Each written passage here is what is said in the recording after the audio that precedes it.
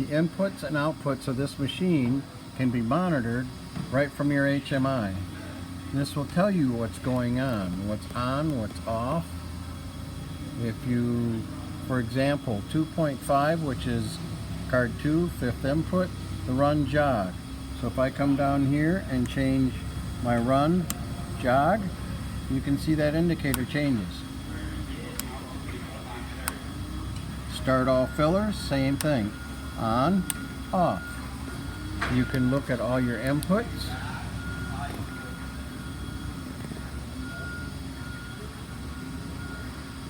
You can look at more inputs. More inputs. Everything that's built into this machine is here. You can go back to outputs. You can see what's on. The air is on. The edge guide inhibit is on. You can see all this, and now you can go to the next page. There's all your outputs. Trailing edge actuator at fill 2 is on. So it tells you everything that's going on in the PLC. So this can tell you if something is on and not working, if you're not getting a switch. All this is something you can see right here on your HMI.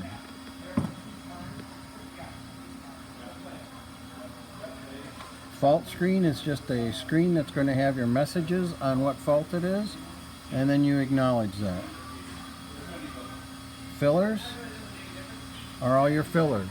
This is a screen that tells you what levels are, what level actuators. The trailing edge actuators are on or off. Level sensors, if you have them. This is a generic screen that can be used by the customer to set their fillers into this system.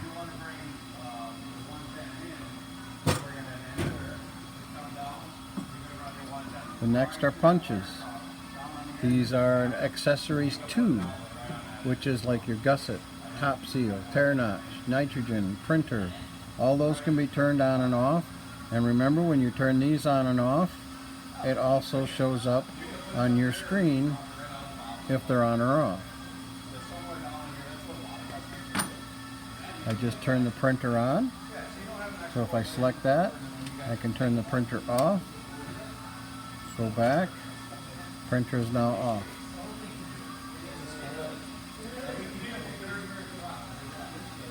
Servos. Servos are kind of an important screen. They have a password. What you find up here in the top corner is how many you're running per minute. Pouches. This is your pouch length. This is your home offset. Home offset is when your chain homes with this switch, it makes the clip and then it moves your home offset to finish the actual homing of the chain. That offset can be manipulated by going to controls and phasing your chain. That's only capable if you have the password active. Phasing your chain will move your clips and your chain to adjust where it's at in the clip. So you can make that chain stop a little earlier or stop a little later, and that puts your bag in your clip properly. One thing you have to watch for is you do not adjust it so much that you cannot open the pouch correctly.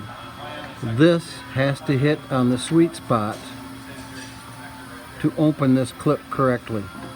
So adjusting that chain has to be done with knowledge of what's going on with your buttons. You have a button at this end and you have a button at the unload.